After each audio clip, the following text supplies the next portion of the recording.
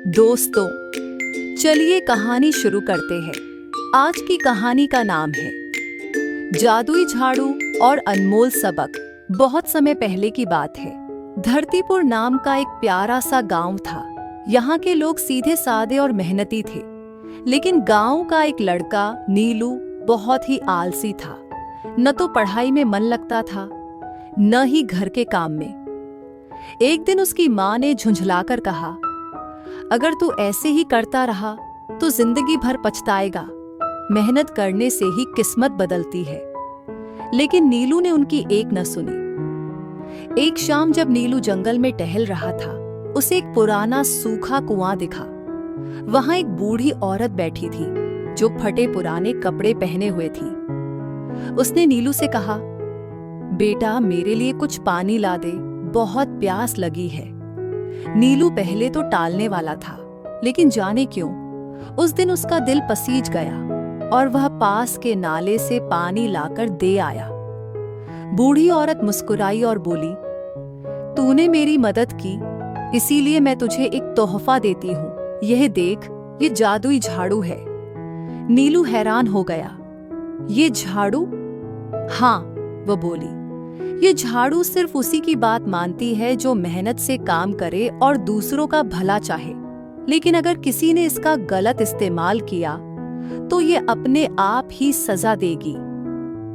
घर जाकर नीलू ने जैसे ही कहा, झाड़ू कमरा साफ कर दो, झाड़ू झट से उड़ने लगी और पूरा कमरा चमचमाने लगा। फिर तो नीलू का आलस भी हवा हो गया। अब वो खेतों में भी झाड़ू से काम करवाने लगा, माँ की मदद करने लगा और गांव के बुजुर्गों की सेवा भी। धीरे धीरे गांव में सब लोग नीलू की तारीफ करने लगे। अब नीलू का दिल धीरे धीरे बदलने लगा। वो सोचने लगा, अगर ये झाड़ू इतनी ताकतवर है तो क्यों ना इसका इस्तेमाल पैसे कमाने में करूं। वो पास के शहर जाकर लोगों से पैसे लेने लगा और कहता, मैं तुम्हारा काम एक पल में कर दूंगा। झाड़ू से सफाई, बोझ उठवाना, खाना पकवाना, सब कुछ।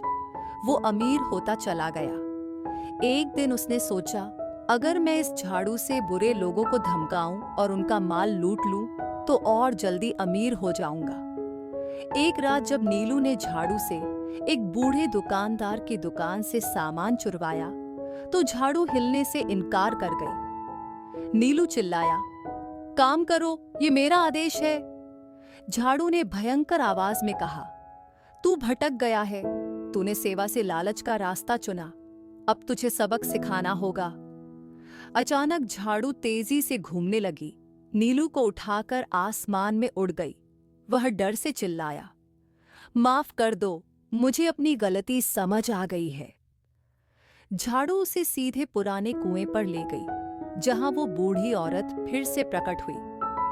बूढ़ी औरत अब एक तेज रोशनी में बदल गई। असल में वह एक देवी थी जो सच्चे दिल और कर्म की परीक्षा ले रही थी। नीलू, देवी ने कहा, हर ताकत जिम्मेदारी मांगती है। तू भटक गया था, लेकिन अभी भी समय है संभलने का। नीलू ने रोते हुए माफी मांगी। देवी ने कहा, झाड़ू अब भी तेरी है, लेकिन इसका इस्तेमाल केवल अच्छे कर्मों के लिए होगा, वरना यह तुझसे हमेशा के लिए छिन जाएगी। अब नीलू पूरी तरह बदल चुका था।